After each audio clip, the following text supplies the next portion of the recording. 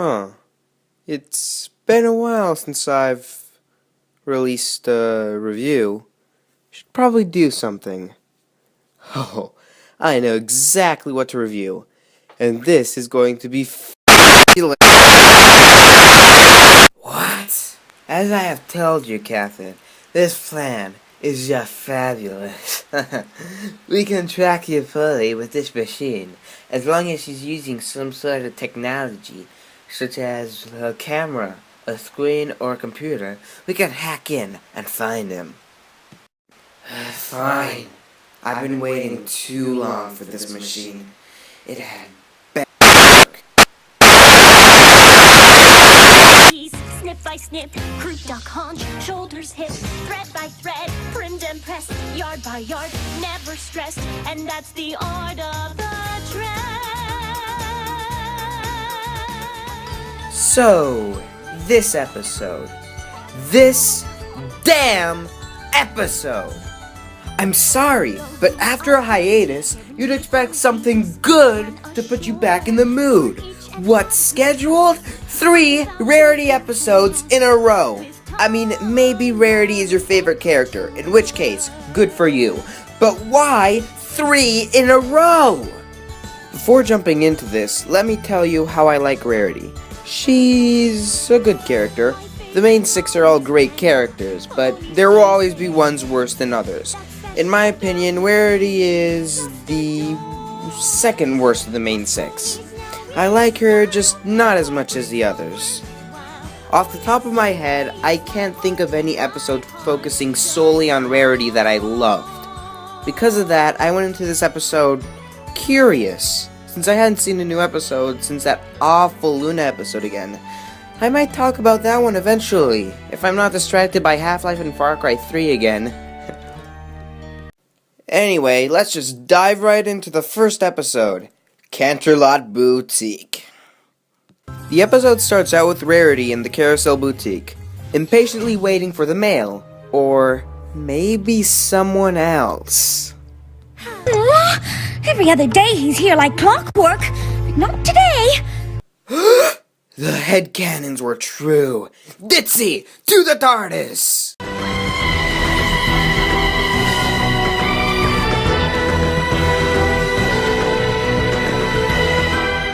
Anyways, while she's waiting, an unexpected guest arrives. What could possibly be? What? What indeed? I bet you're wondering what warrants such a welcome. Well, that welcome is warranted by a pony that whisked up a warm batch of strawberry cinnamon cilantro cupcakes.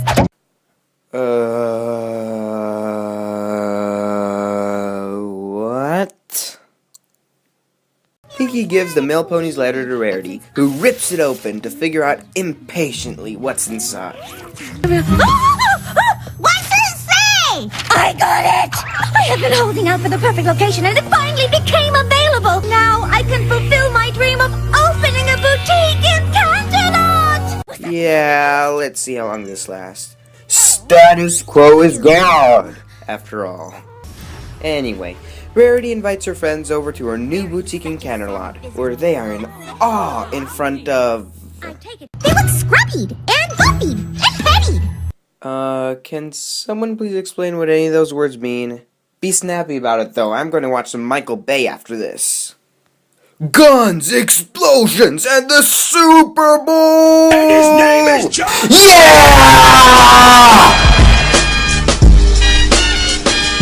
So, after noticing Rarity's scrubby buffied pony Petty, I actually lost some of my chest hair just by saying that. The group of friends meet up with a brand new character, Sassy Saddles, the Canterlot Boutique manager. Bust my buttons, Rarity! Wow. Holy celestial levels of wow. How long was it since this character was introduced? 5 seconds? They succeeded in making me hate a character in 5 goddamn seconds. That's an academy. Aha, we're in. Just give me a... Ah, crap. It'll be done at about an hour. That's good. Very good. Wait, you can't find him now? Well, as it turns out, hacking into a system makes him switch off his devices, thus making him hard to find. I've waited this long. I can wait longer. But if you do not fix that problem in less than 10 minutes, I will rip up your throat and stuff it down your throat. Yes, sir. I'll go connection back. Oh, boy. And that is why I hate mushrooms. But back on the topic of Sassy Sucks over here. Everything about her is horrible. From the design to the overly pretentious accent to the way she acts. She is the worst character ever to see the light of day on this show. And that is just based off of her design and her very first line of dialogue. We haven't even gotten to how she acts in the episode itself. The writers obviously want us to loathe this character, and frankly, they did a good job. So Sassy Sucks, that's a good name, I'll just stick with that, gives us her plan to make the boutique famous. Truly impressive. But next was the very crucial pattern piece. Write a better script, write a better character, design a better character, stop this episode entirely. Marketing to the mares! Well, that works too, I guess. Rarity and Sucks ask Twilight to model one of her dresses for them, considering she's a most popular princess in Canterlot. She agrees, stick a pin in it and make sure to get Sassy Showboat in the eye, and the fashionista Rarity is ready to open her boutique in Canterlot. She has dreamed of this since she was but a little filly, and now it is finally coming true. Welcome to the grand opening of Canterlot Carousel! Need I say more? She is obviously the villain in this episode, and not a very good villain either. Looking back at good villains, you need to like them and understand their struggles before hating them, or, even just a little bit after. A prime example of that are the villains Voss and Hoyt in Far Cry 3. Both of these villains are horrible people and freaking nuts, but I found them funny and developed a sort of love-hate relationship with them. I was actually sad I had to kill Voss, because that meant I couldn't listen to him ramble about the definition of insanity anymore. It's like water under the bridge. Characters, whether they're good or bad, have to be entertaining. You want to see them even after the story is over. You want to be with these characters and go on adventures with or against them. For Sassalot over here, I didn't feel that. This character is annoying. She isn't entertaining, she isn't fun, she's annoying. I don't want to see her again. If this were her only episode, I wouldn't even care. Whoa. But hey, let's get back on track. Sascajuia lets in the crowd of ponies waiting outside and lets him wander around the boutique, looking at all the dresses in stock. Rarity is about to present her new line of dresses when this guy shows up. Rarity, I'm... Fashion plate of Cosmere magazine! Well, when Sassy Saddles calls saying she's found the latest and greatest in fashion, we hightail without fail. No, This guy, he's like that blue Pegasus from Dusk Till Dawn, mixed with that space guy Chris Tucker played in The Fifth Element. I hope in vain that that's a good sign. So Rarity presents her line, well, okay, don't make that face again. You coined a meme the first time, that doesn't mean you'll do it again. inspired by the stained glass window of a reigning princess. Yes! OTP! This gaiety is OTP! What? You don't even know his name! How can you tell? Okay, I've hacked it again. Now let's, who is that? Sound resumed. I just have a sixth sense for that sort of stuff. I don't care what you have. Get the hell out of my video! Sound muted. Maybe this isn't the right time. I don't care. Turn the bucking thing on! Aye, aye, sir.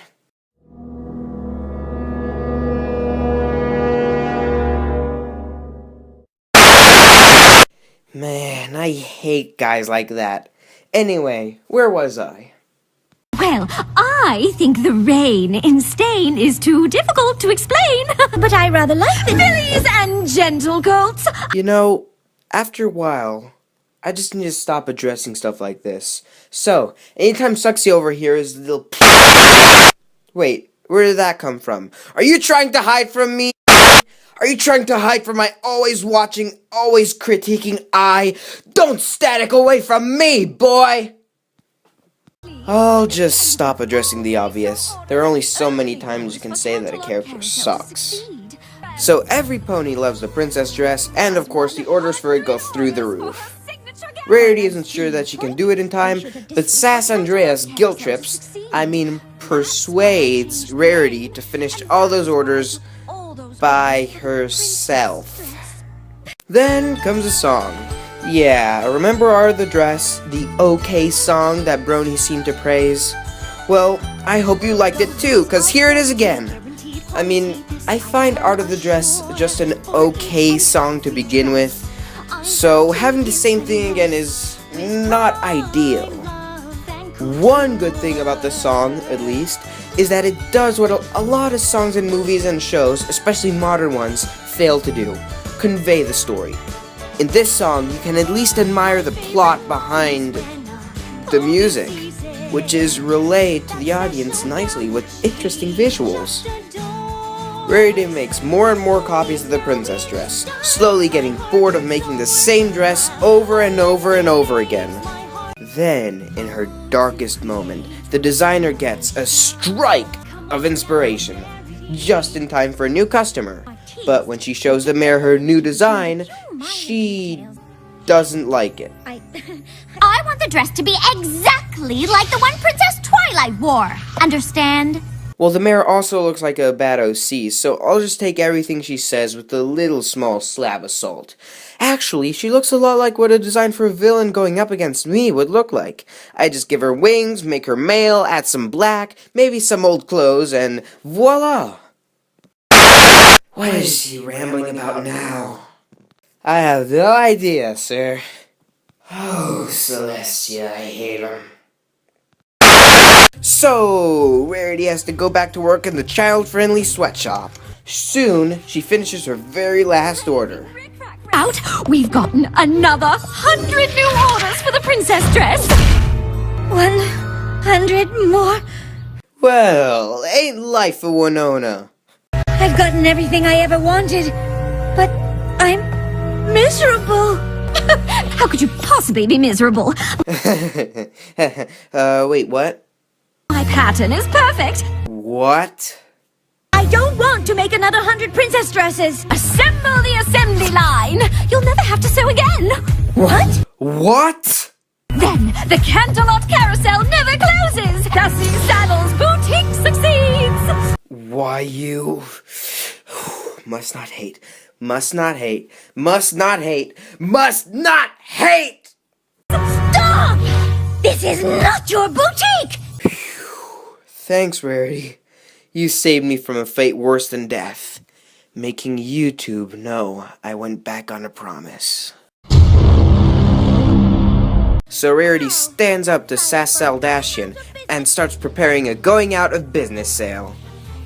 Every single awkward-looking OC rushes to the store, buying every single dress, besides the princess dress, and fueling more romance stories on FimFiction. Not that I'm complaining. I love romance stories, just not shippers.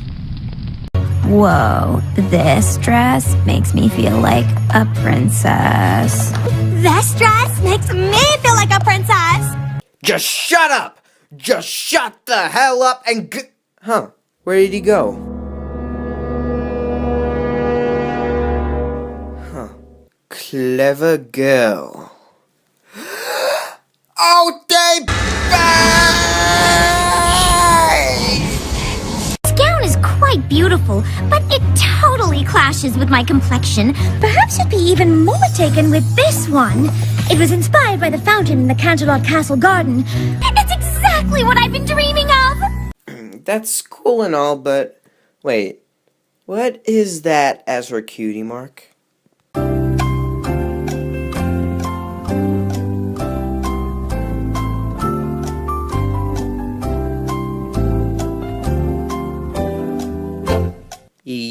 those are condoms. So Rarity, finding new passion in her dresses, decides that she will not close the boutique.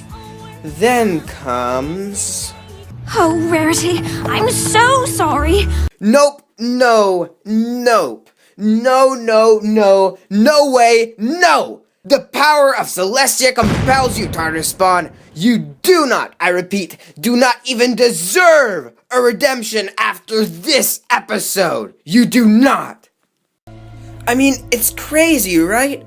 Discord did things worse than this, and I still wanted him to be redeemed. Starlight Glimmer destroyed Equestria 10 times over, and yet I wasn't even against her redemption.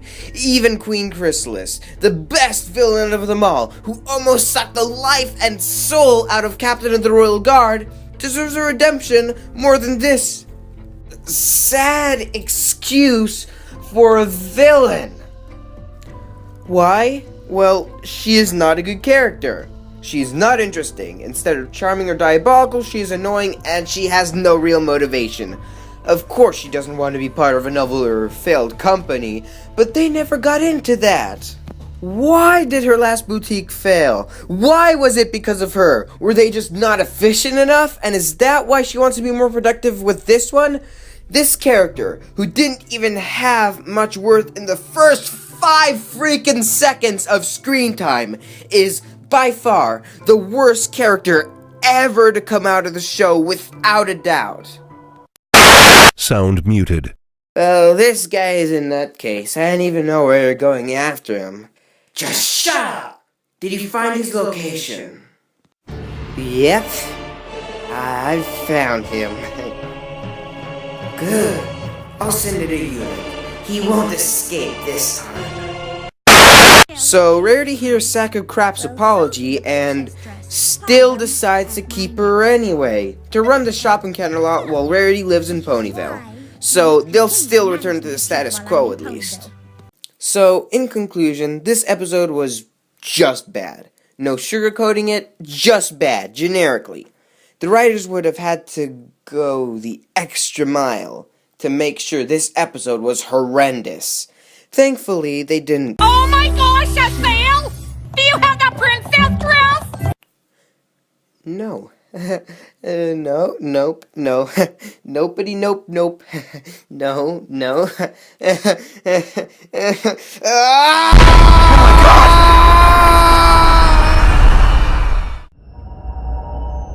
War. War never changes.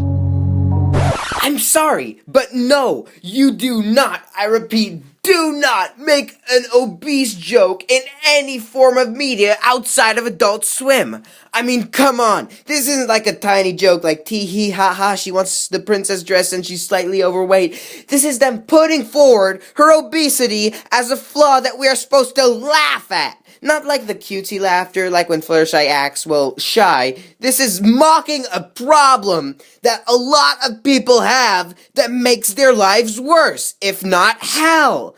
That's like laughing at a kid dying of cancer, for crying out loud.